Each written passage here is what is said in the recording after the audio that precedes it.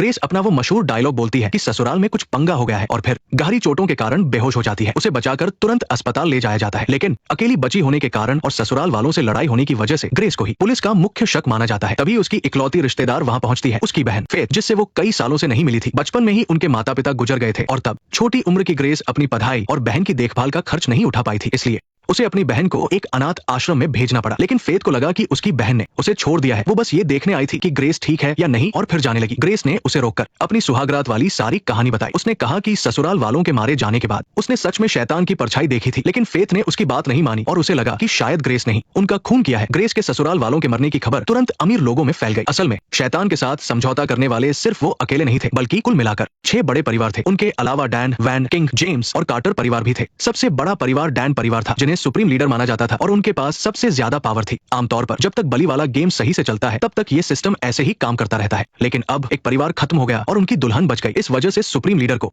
अपनी गद्दी छोड़नी पड़ेगी और बाकी बचे 5 परिवारों को मिलकर उस दुल्हन का शिकार करना होगा। जो सफल होगा वो नया सुप्रीम लीडर बनेगा। इस मौके को देखकर डैन परिवार के अलावा बाकी के चारों परिवार पूरी तरह से तैयार हो गए। डैन परिवार का बॉस मिस्टर डैन भी बहुत परेशान था। उसने तुरंत अपने जुड़वा बच्चों डैन जूनियर और डायना को बुलाया। नियम के मुताबिक दुल्हन का शिकार करने के लिए हर परिवार अपना बॉस भेजता है। मिस्टर डैन काफी बूढ़े थे और अगर वो पहले जाते तो वो दूसरों से पीछे रह जाते और उनका परिवार अपनी सुप्रीम लीडर की कुर्सी खो सकता था। इसलिए उसने मरने का फैसला किया ताकि उसके बच्चे तुरंत नए बॉस बन सके और इस खेल में हिस्सा ले सके। आमतौर पर परिवार का सबसे उम्रदराज इंसान ही बॉस होता है, लेकिन क्योंकि डैन भाई बहन जुड़वा थे और उनकी उम्र एक थी, इसलिए जब बाकी परिवारों से एक ही इंसान खेलने आता तो डैन परिवार से 2 लोग आ सकते थे। ये उनकी एक चालाकी थी। डैन जूनियर ने जब सुना कि उसे अपने पिता को मारना है तो वो थोड़ा हिचकिचाया, लेकिन उसके पिता और बहन के थोड़ा समझाने पर उसने तुरंत एक तकिया लिया और अपने पिता का दम घोंट दिया। अंत में तो उसने और ज्यादा जोर लगा दिया। ऐसा लग रहा था मानो वो इस पल का सालों से इंतजार कर रहा हो। उधर पुलिस ग्रेस को स्टेशन ले जाने वाली थी, लेकिन अस्पताल के गेट से बाहर निकलते ही पुलिस वाले के गले में एक चाकू आकर लगा और वो वहीं मारा गया। 5 बचे हुए परिवारों में से किंग परिवार से इंतजार नहीं हुआ और वो सीधा हमला करने आ गए। ये देखकर दर्शक भी हैरान रह गए कि ये लोग कहीं भी कत्ल कर सकते हैं। क्या अब कोई लिमिट नहीं बची है? ऐसा लग रहा था कि किंग परिवार ग्रेस को पकड़ लेगा, लेकिन अगले ही पल समय से पहले शिकार करने के कारण नियम टूटने से उनकी बुरी तरह से मौत हो गई। शायद उन्होंने सोचा था कि इतने सारे परिवार हैं, हमें याद नहीं रहेगा, इसलिए उन्होंने खुद आकर अपनी जान दे दी। अपनी आंखों से अपनी बहन की बातें सच होते देख फेथ पूरी तरह से डर गई थी और ग्रेस को पहले ही पता चल गया था कि आगे क्या होने वाला है। उसने तुरंत अपनी हथकड़ी खोली और अस्पताल के कपड़े उतारे। क्योंकि दूसरे कपड़े ढूंढने का समय नहीं था, इसलिए उसने फिर से अपनी वही पुरानी खून से सनी हुई शादी की ड्रेस पहन ली। लेकिन वो गेट से बाहर निकल ही पाती कि तभी वहां आए एक वकील ने उसे बेहोश कर दिया। डैन परिवार के भाई बहन ने भी तुरंत अपने होटल को खाली करवा लिया और उसे इस गेम का मैदान बना दिया। उन दोनों ने झूठे आंसू बहाकर अपने पिता को याद किया और फिर तुरंत अपना मूड बदलकर गाना गाने लगे। थोड़ी देर बाद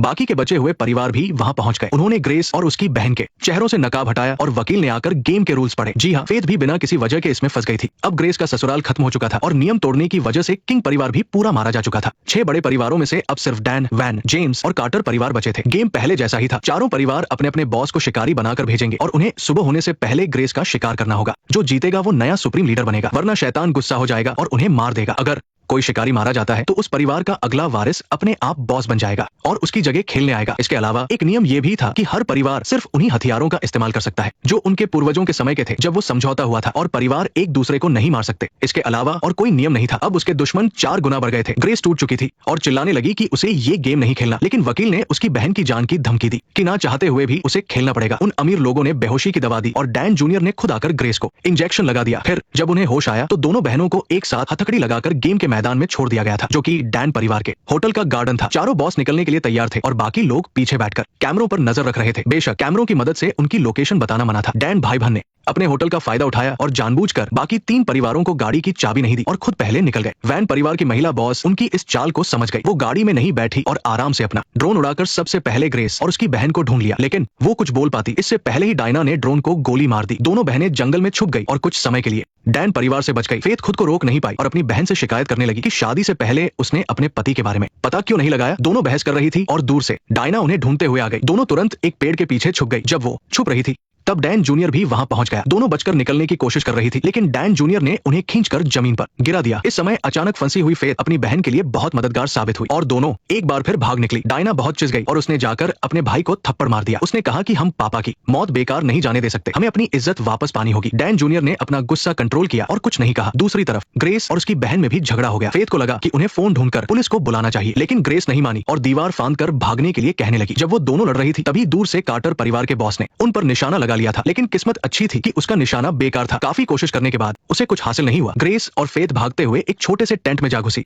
ऐसे बैठे रहना ठीक नहीं था। फेथ ने वहां रखे एक ओवन को देखा और उसके दिमाग में एक आइडिया आया। उसने तुरंत एक स्मोक बम बना लिया। कार्टर को कुछ दिखाई नहीं दे रहा था, इसलिए उसने धुएं की तरफ अंधाधुंध गोलियां चलानी शुरू कर दी। तभी जेम्स परिवार का मास्क वाला आदमी शिकार करने के लिए दौड़ा, लेकिन किसी ने नहीं सोचा था कि कार्टर की गोली सीधे गैस सिलेंडर पर जा लगेगी और वो टेंट वही ब्लास्ट हो गया। कार्टर पूरी तरह डर गया था। कहीं उसने उस मास्क वाले को तो नहीं मार दिया। परिवारों का आपस में लड़ना नियम के खिलाफ था। कहीं वो इस गेम से बाहर तो नहीं हो गया। वो इतना डर गया था कि उसका ध्यान बहनों पर नहीं गया। जब उसने मास्क वाले आदमी को उठते देखा, तब जाकर उसने चैन की सांस ली, लेकिन तब तक दोनों बहनें वहां से भाग चुकी थी। ब्लास्ट की वजह से ग्रेस के हाथ में चोट लग गई थी, इसलिए वो दोनों होटल के रेस्टोरेंट में जाकर उसकी पट्टी करने लगी। इस दौरान उन्होंने एक दूसरे के पिछले कुछ सालों के बारे में भी बात की। जैसे ही उनकी बात खत्म हुई, वो मास्क वाला आदमी वहां पहुंचा। दोनों बहनें भागकर लॉन्ड्री रूम में घुस गई और अपनी हथकड़ी खोली। मास्क वाला आदमी आवाज सुनकर उनके पीछे आया। उसे लगा कि वो उन्हें पकड़ लेगा, लेकिन बहनों ने वहां मौजूद हर चीज का इस्तेमाल करके उस पर हमला कर दिया। दोनों ने एक साथ मिलकर उसे पीछे से धक्का दिया और एक वॉशिंग मशीन के अंदर डाल दिया। लेकिन ग्रेस को अचानक याद आया कि उस आदमी के पास फोन हो सकता है, इसलिए उसने मशीन खोल दी। मास्क वाला आदमी बाहर गिरते ही मर गया। इस समय सबसे ज्यादा डरा हुआ कोई था तो वो था उसका भाई। मास्क वाले की मौत के बाद उसका भाई अपने आप बॉस बन गया। अब जेम्स परिवार की तरफ से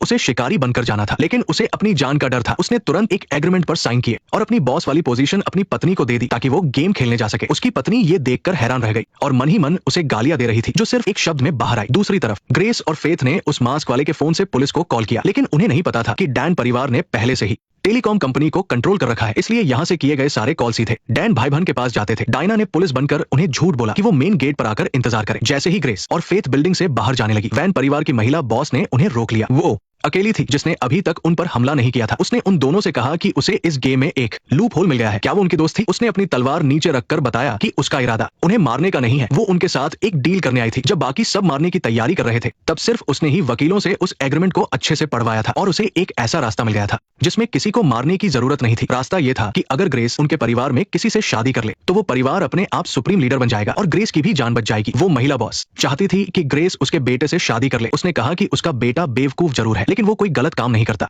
और डैन जूनियर की तरह पागल नहीं है। भला ऐसा बेवकूफी भरा ऑफर कौन देगा? ग्रेस को तुरंत समझ आ गया कि इस डील की कीमत क्या है। उसे भी उनके परिवार का हिस्सा बनना पड़ेगा और शैतान का वो एग्रीमेंट मानना पड़ेगा और फिर उसे भी नई दुल्हनों का शिकार करने में उनका साथ देना होगा। वो ये सब बिल्कुल नहीं चाहती थी। तभी कार्टर बंदूक लेकर वहां आ गया। महिला बॉस तुरंत ग्रेस के सामने खड़ी हो गई। परिवार आपस में एक दूसरे को नहीं मार सकते थे, इसलिए कार्टर गोली चलाने से डर रहा था। महिला बॉस ने इसी बात का फायदा उठाकर ग्रेस को डील मानने के लिए कहा, लेकिन जब कार्टर से और इंतजार नहीं हुआ और वो उनके करीब आने लगा, तो फेथ ने कुछ चिप्स उठाकर उस महिला बॉस की आंखों में फेंक दिए। ग्रेस ने उसके ध्यान भटकने का फायदा उठाया और उसे पकड़कर पीछे की तरफ धकेल दिया। महिला बॉस की तलवार आर पार हो गई